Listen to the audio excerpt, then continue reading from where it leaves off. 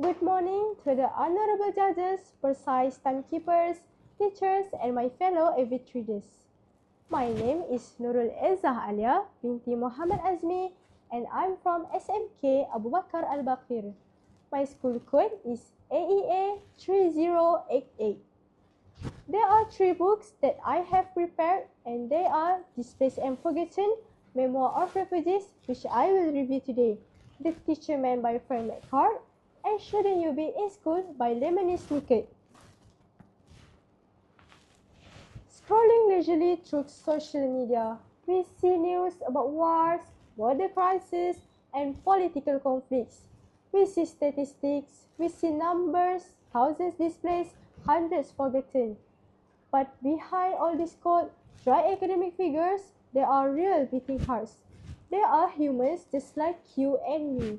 Displaced and Forgotten, Memoir of Refugees, edited by Raudah Muhammad Yunus and Muhammad Mahmudul Hassan, is not a fictional thriller, nor is it a fantasy novel. It is a compilation of real, heart-wrenching memoir written by refugees who found temporary shelter in our very own backyard, here in Malaysia. This beautiful yet painful anthology of first-hand anecdotes written by individuals who were forced to flee their homelands due to brutal oppressions, civil wars, and systemic violence. Coming from war-torn regions like Aleppo in Syria, Palestine, Afghanistan, and the Arakan state in Myanmar, these writers recount their arduous and terrifying journeys in search of safety. However, their struggles do not end when they cross the border. The second half of the book sheds light on their lives as asylum seekers in Malaysia, where they navigate a legal limbo, experiencing constant fear of arrest, social marginalization, exploitation, and discrimination.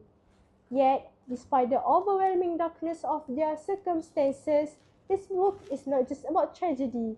At its core, it is a testament to human survival. It weaves together heavy themes of nostalgia and grief with powerful threads of courage, unshakable faith, and an enduring hope for a future where they can finally find a place to call home. Ladies and gentlemen, what makes this book an absolute triumph is its writing style and vibe. These raw memoirs are written by the victims themselves. The prose does not try to be overly academic or artificially poetic. Instead, the authors use words that are so deeply evocative, honest, and deep that the text practically bleeds emotional pain. The vibe of the book feels like sitting in a quiet, dark room, listening to a whispered confession of someone who has lost everything. The choice of vocabulary is intensely sharp. When they describe the word home, it is no longer just a physical building. It becomes a painful ache, a ghost of a past that they can never return to. The way they describe the coldness of the open sea or the suffocating fear of immigration raids causes a literal knot to form in your chest. You don't just read their anger, their trauma, or their grief. You feel it vibrating through the pages. The authors possess the rare ability to make their words cross the paper boundaries and enter straight into the reader's bloodstream. A truly phenomenal book doesn't just pass through your eyes, it leaves a permanent scar on your soul. For me, the moment top, the part that completely broke me, was reading about the reality of refugee children. There is a specific part in the memoir where a mother recounts having to keep her children quiet while hiding, praying that their cries wouldn't betray their location to the military. As a high school student, this hit me like a physical punch. I thought about my own life. When I'm stressed, it is usually about exams, bad internet connection, or trivial teenage trauma. But out there, children my age and even younger are fighting a daily battle just to stay alive. I remember closing the book at the exact chapter. I stared at the ceiling in total silence, tears welling up in my eyes, feeling an overwhelming sense of guilt, but also a profound wave of gratitude. The specific scene did not just touch me, it shattered my emotional walls. It made me realize how loud the silence of the forgotten can be. This brings me to my final point, how this book opened my mind and radically transformed my worldview. Before picking up Displaced and Forgotten, I admit that I viewed the refugee crisis through a very narrow, detached lens.